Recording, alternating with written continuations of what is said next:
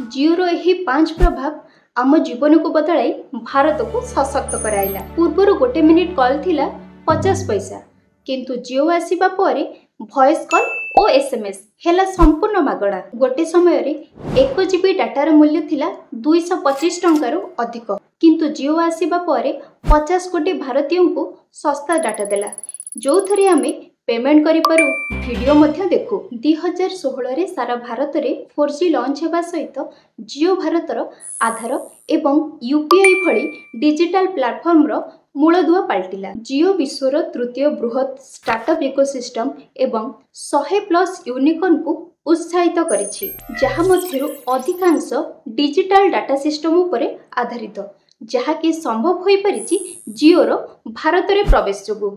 जिओर देशव्यापी 5G roll out विश्व रे द्रुततम भारत रे एआई विप्लवर मूलदुआ पकाइछि। एबे जिओ 145 कोटी भारतीयों को होम ग्रोन एआई टेक्नोलोजी दे सशक्त मध्य करुछि। हम भारत रे बढ़ुथिबा एही डिजिटल शक्ति विषय रे आपण मानकर कोन मत रहिछि कमेंट माध्यम रे निश्चय जणातु। रहुछु, नमस्कार।